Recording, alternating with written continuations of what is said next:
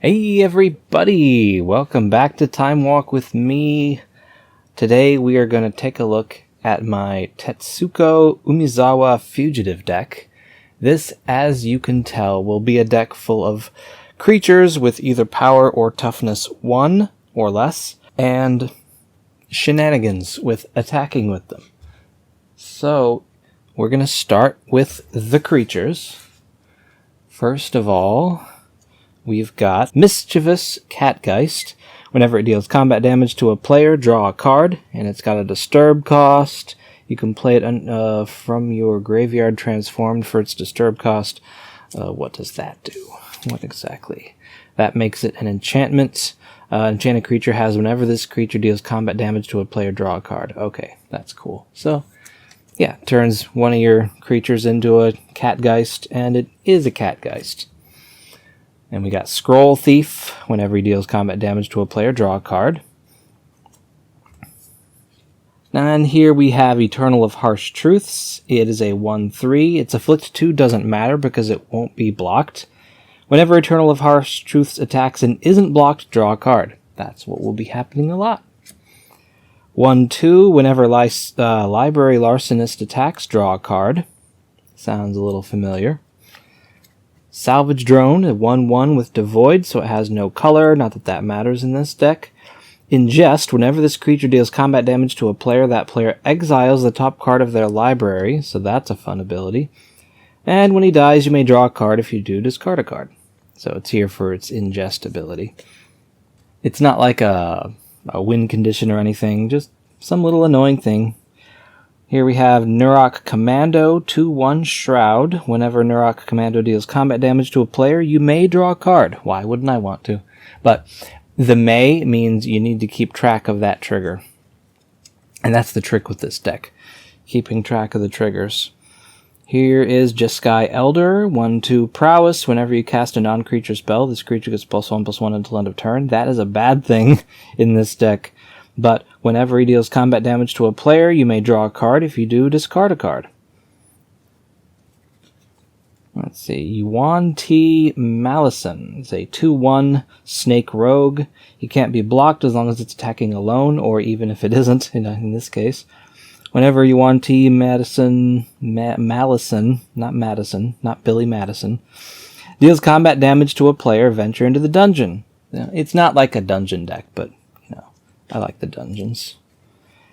Min, Wily Illusionist. It's a 1/3 Gnome Wizard. Whenever you draw your second card each turn, create a 1/1 blue illusion creature token with this creature gets +1/+0 for each other illusion you control. So that's cool. Not only is this a 1/3 unblockable, but the illusions become 1/1s and only their power goes up with more illusions. So they will be unblockable, and the more of them you have, the better. Whenever an illusion you control dies, you may put a permanent card with mana value less than or equal to that creature's power from your hand onto the battlefield. Which will be kind of good because this is all creatures with 1 power or 1 toughness. Here's Towering Wave Mystic, 2/1. Whenever he deals damage, any damage that is, target player puts that many cards from the top of their library into their graveyard. And the cool thing is, even if this was blocked, the damage it does to a creature counts as damage it's dealing. But in this deck, it's going to deal all that damage to the defending player. Vizier of Tumbling Sands, a 1/3 that can tap to untap another target permanent. That's just a handy utility in this deck. Here is an Oval Chase Dragster, 6/1 Trample Haste. It's a vehicle, so it's got a crew 1. So it's very easy to crew, and it's a 6/1. So it's going to do quite a bit of damage. Ghostly Pilferer, 2/1. Whenever he becomes untapped, I can pay 1 if I do draw a card. Whenever an opponent casts a spell from anywhere other than their hand, I get to draw a card. And if I discard a card, he can't be blocked this turn, but I will not have to use that ability. Mist Syndicate Naga, 3/1 with ninjutsu, not that the ninjutsu matters. When he deals combat damage to a player, create a token that's a copy of Mist Syndicate Naga. That's cool, because that will increase exponentially. First I make 2, then the 2 attack, and then I make 4. Or then I have 4. You know what I mean. You're smart. You know what I mean. Here's a Guild Pact Informant, 1/1 flying. When he deals combat damage to a player or planeswalker, proliferate. Oh, that's another cool thing about this. I can kill planeswalkers too very easily. Containment Construct. This card is awesome. This is one of the best uncommons to come out in recent years. Whenever you discard a card, you may exile that card from your graveyard. If you do, you may play that card this turn. It's a 2/1, so it's unblockable. Surakar Spellblade. Whenever you cast an instant or sorcery spell, you may put a charge counter on Surakar Spellblade. There are some of those in this deck. Whenever Surakar Spellblade deals combat damage to a player, X is the number of charge counters on it. So that could be a good draw engine in this deck. Agent, a 1/1 with Infect, and it's unblockable. It's unblockable anyway, but the Infect makes it interesting. Dream Shacklegeist, 3/1 flying. Not that the flying matters, but I guess it could block creatures with flying. At the beginning of combat on your turn, choose up to 1. Tap target creature, or target creature doesn't untap during its controller's next untap step. Now, I don't have to choose one of those, but it's pretty cool. And it's a 3/1, so it's unblockable. Murmuring Mystic, I like this card. 1/5, so it's unblockable. And whenever you cast an instant or sorcery spell, create a 1/1 blue bird illusion creature token with flying, which will be, guess what, unblockable. Phyrexian Digester, 2/1 with Infect. This one's cool because it's a 2/1, so it only takes 5 turns to kill you. Whirlpool Rider, 1/1. When he comes into play, shuffle the cards from your hand into your library, then draw that many cards. So if you don't like your hand, get a new one. Alright, now we're going to take a look at the cards that modify the creatures and help do extra things. Here we have Blade of Selves. Equipped creature has Myriad. Whenever it attacks for each opponent other than defending player, you may create a token that's a copy of that creature that's tapped and attacking that player or planeswalker they control. Exile the tokens at end of combat. So, whenever you attack with a creature, you get a copy of it for every other player on the board, or, on the table.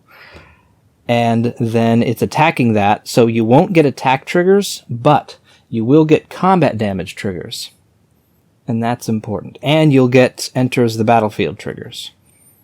So that's cool. Although not a whole lot of enter the battlefield triggers in this deck. But there are combat damage triggers, including with this one. Rogue's Gloves. Whenever equipped creature deals combat damage to a player, you may draw a card. Although this, on a Myriad creature, wouldn't do anything, because they wouldn't all have Rogue's Gloves. But you know what I mean. If a creature has that ability on itself. Fire Shrieker. Equipped creature has Double Strike. Now, Double Strike is cool, because if a creature has a combat damage trigger, that trigger will go twice because of the Double Strike. So, Goggles of Night. Whenever equipped creature deals combat damage to a player, scry 1, then draw a card. Quietus Spike. This one's evil. Equipped creature has Death Touch, not that that will matter. Whenever equipped creature deals combat damage to a player, that player loses half of their life, rounded up. Put that on a double striker, and you've got a player down to 25% of their life. Captain's Claws. Equipped creature gets +1/+0, so you put it on a creature with a 1 in their toughness. Whenever equipped creature attacks, put a 1/1 white core ally creature token into the battlefield, tapped and attacking. So you won't have any reason to hold back on attacking because they are unblockable. Mask of Memory. Whenever equipped creature deals combat damage to a player, you may draw 2 cards. If you do, discard a card. So that nets you a card. Skull Clamp. Equipped creature gets +1/-1. When equipped creature is put into a graveyard, draw 2 cards. So you can put it on a creature with 1 toughness, it'll die, then you draw 2 cards. Or you can put it on a creature with 2 toughness to bring its toughness down to 1. Zephyr Boots.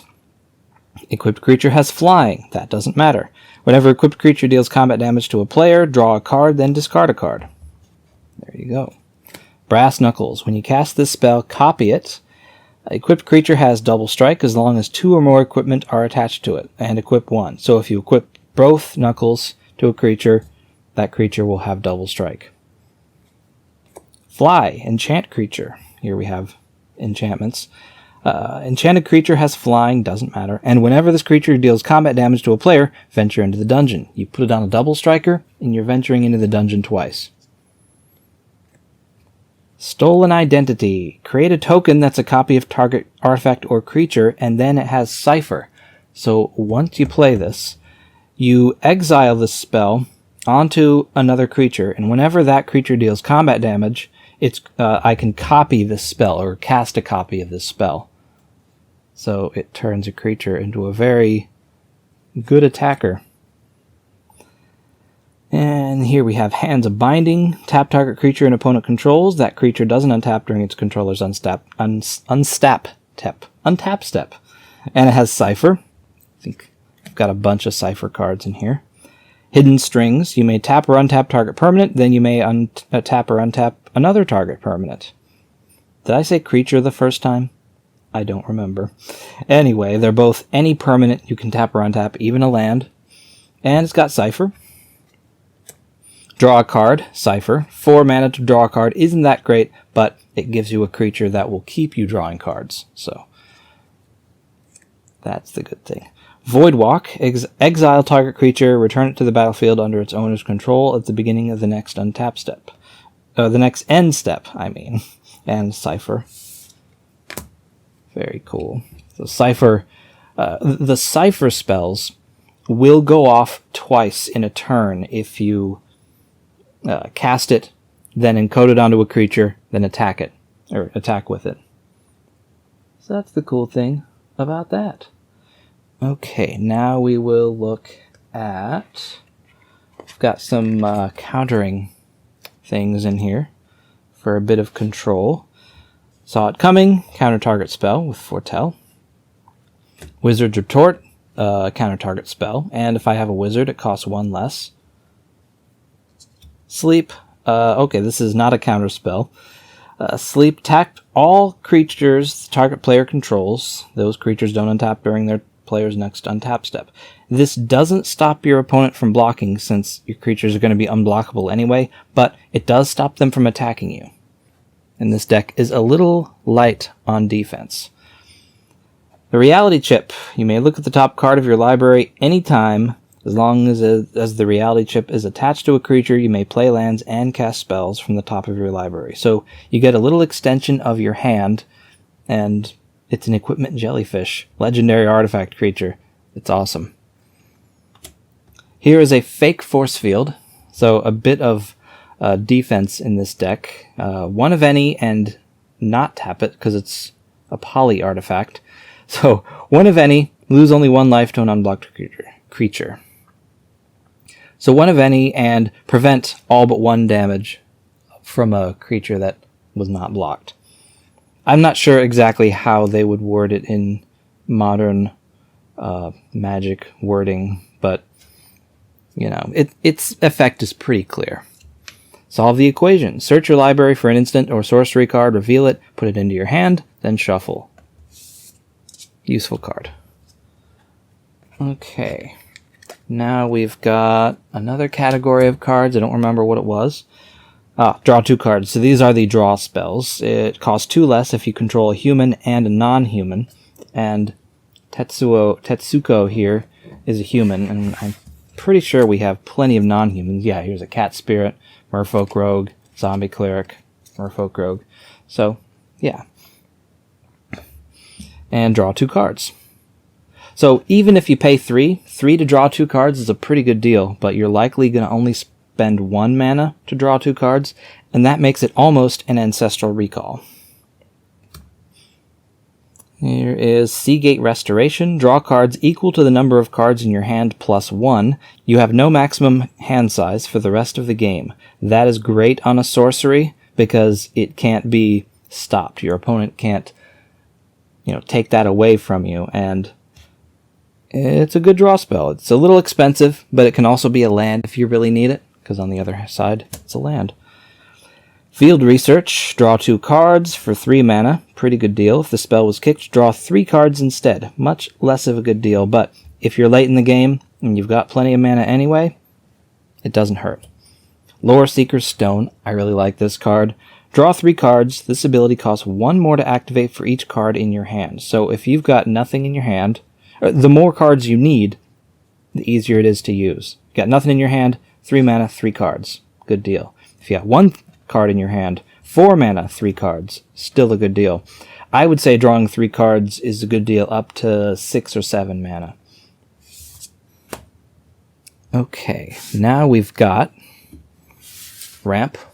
Our ramp consists of Skyclave Relic, which is a 3 mana tap for a mana of any color, but it's got kicker 3, it's indestructible, and when it comes into the battlefield, if it was kicked, create 2 tapped tokens that are copies of Skyclave Relic. So for 6 mana, you get 3 mana rocks. It's a good deal. Sky Diamond, 2 mana, comes into play tapped, taps for a blue. Good stuff. Arcane Signet, taps for a blue, doesn't come into play tapped. Replicating Ring, 3 mana, 1 mana of any color, and at the beginning of your upkeep, you put a night counter on it. Then if it has 8 or more night counters on it, remove all of them and create 8 colorless snow artifact tokens named Replicated Ring with tap to add 1 mana of any color. So I don't know if the game is going to go on 8 turns, but if it does, you're doing pretty well on mana. Component Pouch. Tap, remove a component counter from component pouch, add 2 mana of different colors. Wouldn't be very useful, but one of them will be blue, so it's fine. And you can tap to roll a d20, and then you'll either get to put a component counter on component pouch, or put 2 component counters on component pouch. And both chances are pretty good. 1 through 9, 10 to 20. It's basically a 50-50 chance of getting 2 counters. Pretty good. Sisei's Ring, which is a not as good as a Soul Ring. 4 mana, taps for 2. Still a good card, though. Here's Soul Ring. 1 mana, taps for 2. Unquestionably powerful. Coveted Jewel. When it comes into play, draw 3 cards, costs 6 to cast, and it taps for 3 mana of any color. That's pretty amazing. The only catch is, whenever one or more creatures an opponent controls attacks you and aren't blocked, that player draws 3 cards and gains control of Coveted Jewel, and you untap it. But if someone does do that, you're pretty easily going to be able to get it back, thanks to Tetsuko Umezawa. And here is a pretty good win condition for this deck. Strixhaven Stadium, 3 mana, taps for a colorless, and then you can put a point counter on it. Whenever a creature deals combat damage to you, remove a point counter from Strixhaven Stadium. When a creature you control deals combat damage to an opponent, which will happen a lot, put a point counter on Strixhaven Stadium. Then if it has 10 or more... I can't talk today. Then if it has 10 or more point counters on it, remove them all, and that player loses the game. So you can attack people and not even kill them with damage, and just kill them with points. Just win the point game. Now for the miscellaneous cards in the deck. Erratic Portal. 1 of any, tap it, return target creature to its owner's hand, unless its controller pays 1. This is meant to bring back my own creatures, but if my opponent taps out, and I feel like messing with them, I can return their creatures. Biblioplex Assistant. 2/1 Gargoyle. When he enters the battlefield, put up to 1 target instant or sorcery card from your graveyard on top of your library. That is meant actually for cards like Sleep, which can kind of devastate your opponent because it taps everything. So if you could do this every turn, that would really screw over your opponent, and then they would accuse you of being a stacks player, and they'd be right. And maybe don't do that. But anyway, it's a good card. Shipwreck Dowser, 3/3 with prowess, so it won't be unblockable, but when it enters the battlefield, return target instant or sorcery card from your graveyard to your hand. So just like Biblioplex Assistant, it can give you back your sleep to tap your opponent down. Capture of Jingjiao. Now this is fake, but it gives you an extra turn, which is another good card to use with Shipwreck Dowser. In fact, that's an infinite combo right there, if you have enough mana. And we got a fake Temporal Manipulation, which also gives you an extra turn after this one. Both of these cards are the same. They cost 5, and they give you an extra turn. And then for the lands, we have Field of Ruin. You can tap for a colorless, or you can sacrifice it and pay 2 to destroy a non-basic land an opponent controls, and then every player looks for a basic land, puts it on the battlefield, then shuffles their library. So whoever you didn't target with this still gets a benefit. And you get a benefit too. You don't just lose your land. You get to replace it with a basic land. So that's good. Temple of the False God. This card gets a lot of flack, but I still think it's good. Taps for 2 colorless as long as you have 5 or more lands. So just don't take it in your opening hand and you'll be fine. And the rest of the lands are islands from various sets, as you can see here.